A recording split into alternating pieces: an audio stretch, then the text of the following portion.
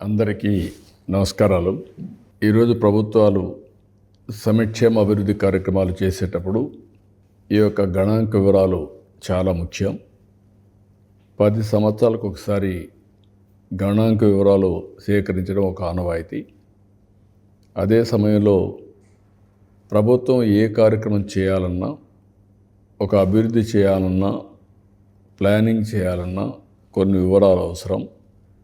వ్యక్తిగతంగా సంక్షేమ కార్యక్రమాలు ఇవ్వాలన్నా కూడా దానికి అనుకూలంగా ప్రణాళికలు తయారు చేసే పరిస్థితి రాదు. అందుకే ఈరోజు కేంద్ర ప్రభుత్వం ఈ కార్యక్రమం నిర్వహిస్తున్నారు. ఇప్పుడు మొదటి దశలో మీరంతా కూడా ఈ రోజు నుంచి 16వ తారీఖున ప్రారంభమవుతుంది. 30వ తారీఖు వరకు మీరు సెల్ఫ్ ఎన్యూమరేషన్ చేసుకుంటున్నారు. మీరు సెల్ఫ్ ఎన్యూమరేషన్ చేసుకున్న తర్వాత మీ యొక్క అసెస్మెంట్ తీసుకొని అధికారులు ఎదురుకు వస్తారు.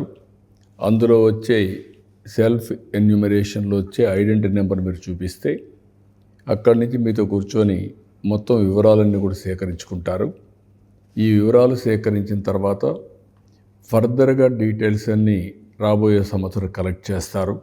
అంటే పూర్తి వివరాలు సేకరించి అటు కేంద్ర ప్రభుత్వ ప్రణాళికలు తయారు చేయడానికి కానీ, రాష్ట్ర ప్రభుత్వ ప్రణాళికలు తయారు చేసుకోవడానికి కానీ, అదే సందర్భంలో మీ యొక్క వివరాలు తెలిసిన తర్వాత ఎవరెవరికి ఇళ్ళు లేవు, లేకపోతే ఎవరెవరికి ఎలాంటి వసతులు లేవు, ఇవన్నీ కూడా వివరాలు ఉంటాయి. దాన్ని బట్టి కేంద్ర రాష్ట్ర ప్రభుత్వం ఏమేం చేయాలన్నా కూడా ప్రణాళికలు తయారు చేసుకొని ముందుకు పోయే అవకాశం ఉంటుంది. ఏ కుటుంబ వ్యక్తిగత వికాసానికి కానీ, లేకుంటే సమాజ వికాసానికి కానీ ఈ సెన్సస్ చాలా ఉపయోగపడతాయి. ఈ సెన్సస్ అనేది చాలా ముఖ్యమైన కార్యక్రమం.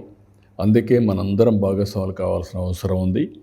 మన వ్యక్తిగత అభివృద్ధి, మన కుటుంబ అభివృద్ధి, మన గ్రామ సమాజ అభివృద్ధికి ఇది దోహదం చేస్తుంది. కాబట్టి మిమ్మల్ని అందరినీ ఒకటే విజ్ఞప్తి చేస్తున్నా, ఈ కార్యక్రమంలో ప్రతి ఒక్కరం భాగస్వాములు కావాల్సిన అవసరం ఉంది. అదే సమయంలో మీరిచ్చే వివరాలు కూడా వాస్తవంగా ఇవ్వాల్సిన అవసరం ఉంది. ఎప్పుడైతే వాస్తవ వివరాలు ఇస్తే అవన్నీ ఎక్కడ బయట చెప్పే పరిస్థితి రాదు. తద్వారా మీ వివరాలు గోప్యంగా ఉంటాయి.